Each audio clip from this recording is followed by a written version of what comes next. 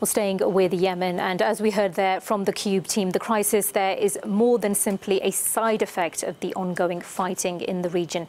Martha Mundy is a professor at the London School of Economics. Her report, Strategies of the Coalition in the Yemen War, digs deeper into the suggestion that civilians in Yemen are being victimized by economic warfare, which is designed to limit food access and drive up inflation. Well, she joins us now live from Beirut in Lebanon. Hello to you, Martha. Thank you for joining us here on Euronews Tonight. You studied the location and the frequency of these coalition airstrikes in this war, didn't you? Was the targeting of that food supply the main goal there? It wasn't in the very beginning.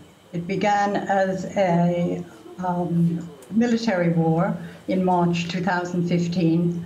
But when that didn't produce surrender of the forces in Sana'a, at that point, the Salah and Houthis together, then from August 2015, the entire civilian infrastructure, and including food production, food storage markets, began to be targeted across the country. Then when in the autumn of 2016, that still hadn't produced surrender, the central bank was moved and other forms of economic war were intensified on the country. Well, we've seen the devastating impact on the people of Yemen, but there are also people who do profit from the economy being targeted, aren't there? Who are the biggest losers and winners in this war? Most of the Yemeni civilian population are losers. There are very few, almost no winners among them. But the external forces that are selling arms to the coalition, the US, the UK, France, and other arms sellers have profited greatly. And of course, as in any war situation, there are traders who will be making certain profits.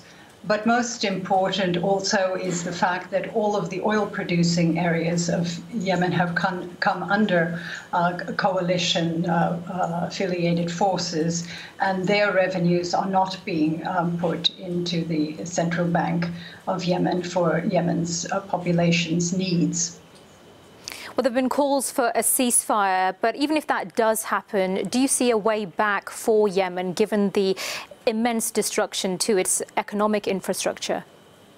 I do see, one must retain hopes for a way back.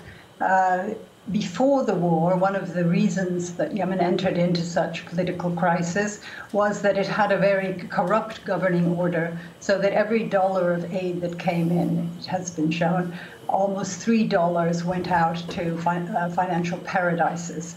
What, if anything good can come out of this war, it is that the Houthis themselves come from rural Yemen. They have its interests at heart, even if they do not have a developed economic and social policy. What will be required for Yemen is a policy to improve women's status and develop family planning, to redevelop and rebuild at the most basic level sustainable agriculture and food production, and to have pro-poor policies with regard to what to do with the oil money of Yemen, and of course to put Yemen back together as a country. Okay, Professor Martha Mundy there from the London School of Economics, thank you so much for your time this evening.